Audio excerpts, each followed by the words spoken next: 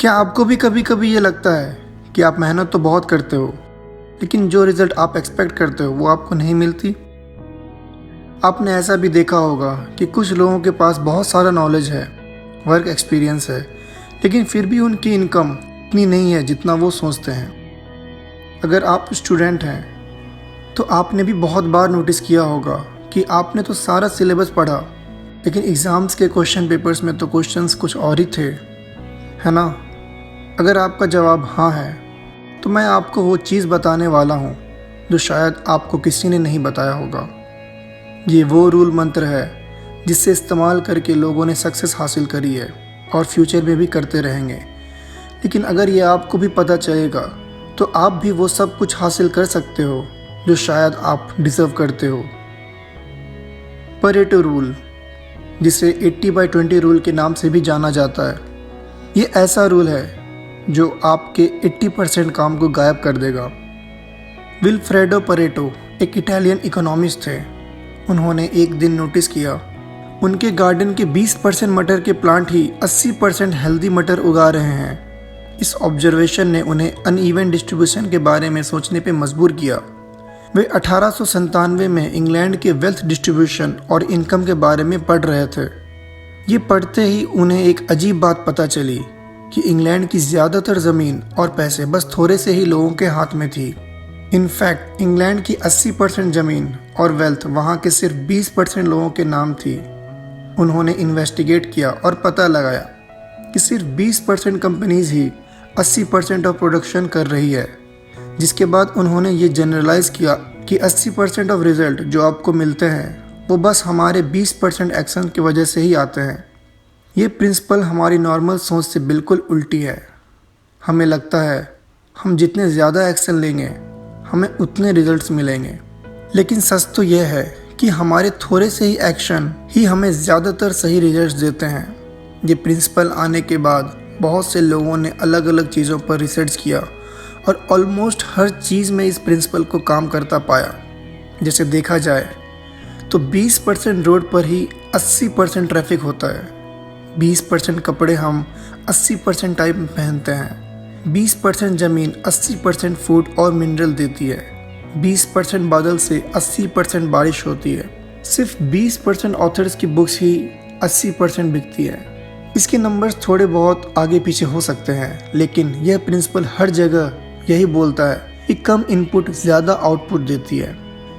80-20 principal हमें यह नहीं सिखाता कि हमें काम नहीं करना चाहिए या ऐसा कुछ, बल्कि ये हमें सिखाता है कि हमें वो काम करना बंद कर देना चाहिए या उन पर कम फोकस करना चाहिए जो हमें बहुत कम रिजल्ट्स दे रहे हैं, और वो काम ज़्यादा करना चाहिए जो हमें ज़्यादा रिजल्ट्स दे रहे हैं। परेटो प्रिंसिपल आप अपने सोशल लाइफ में कैसे इस्तेमाल कर सकते हो, ये मैं आपको अपनी कहानी के द्वारा समझाता हूँ।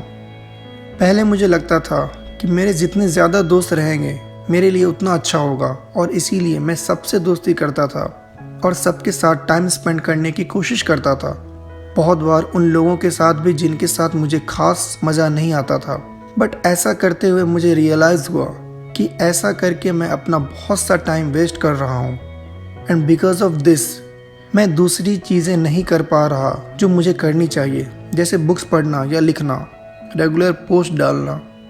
एक्चुअली हमारा दिमाग ऐसे प्रोग्राम्ड है जिससे हमें लगता है कि ज़्यादा मतलब बेहतर, मोर इक्वल्स टू बेटर, लेकिन ये सच नहीं है। अकॉर्डिंग टू प्रिंसिपल आपका 80% हैप्पीनेस और फुलफिलमेंट सिर्फ 20% दोस्तों की वजह से आता है। इसीलिए बहुत सारे ठीक ठाक दोस्त बनाने और उन सबके साथ टाइम स्पेंड करने से अच्छा है अब बस उन 20% लोगों या दोस्तों के साथ टाइम स्पेंड करो जो आपको सच में अच्छा फील कराते हैं और जिनके साथ टाइम स्पेंड करके आपको भी मज़ा आता है। ये आपका काफ़ी टाइम बचाएगा बाकी दूसरी चीज़ों पर फोकस करने के लिए। परेटो रूल को हम अपने स्टडीज़ में कैसे यूज़ कर सकते हैं, ये भी मैं आपको एक कहानी के द्वारा समझाता हूँ। मेरा एक दोस्त था जो सारे दिन और कभी कभी तो पूरी रात जागकर पढ़ाई करता था, और दूसरी तरफ एक और दोस्त था जो दिन रात मिलाकर अराउंड 4 to 6 आवर्स पढ़ाई करता था। लेकिन जब रिजल्ट्स आते थे तब मेरे दूसरे दोस्त के मार्क्स पहले दोस्त के बराबर या उससे ज़्यादा ही रहते थे। वो समझाता था कि वो ज़्यादा पढ़ाई नहीं करता, लेकिन मेरा पहला दोस्त इसका यकीन नहीं करता था, लेकिन मुझे पता था कि वो सच बोल रहा है। मेरा दूसरा दोस्त पहले दोस्त से ज़्यादा स्मार्ट नहीं था, पर वो अनजाने में ही 80-20 प्रिंसिपल का यूज़ करता था। सिर्फ 2 चीज़ों को लेकर जिससे कम पढ़ने के बावजूद भी उसके अच्छे रिजल्ट्स आते थे। पहली चीज़ जिसमें वह 80-20 प्रिंसिपल का यूज़ करता था वो ये था कि पढ़ना क्या है।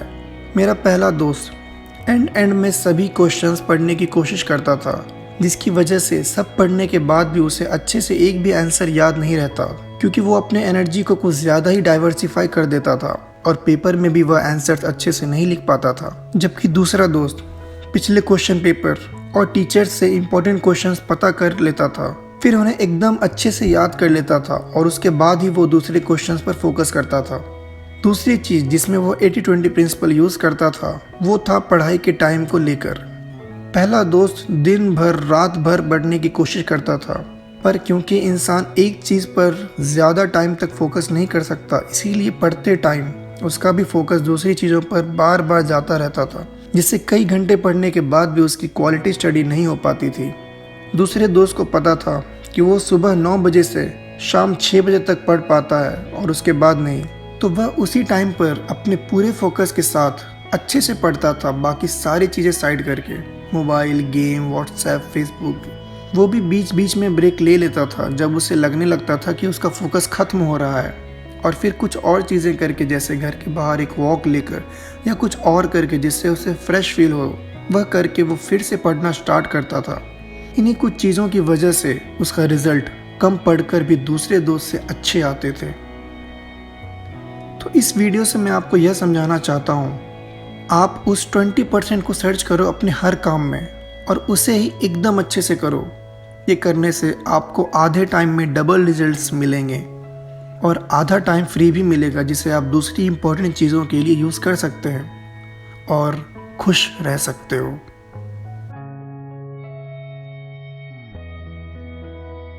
अगर आपको ये वीडियो पसंद आई है तो इसे लाइक करें और हमारे चैनल को सब्सक्राइब करें। और अगर आपको लगता है कि इस वीडियो की किसी को ज़रूरत है तो उन्हें शेयर करें।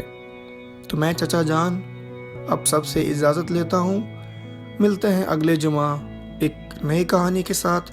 तब तक के लिए ख्याल रखें अपना और अपनों का।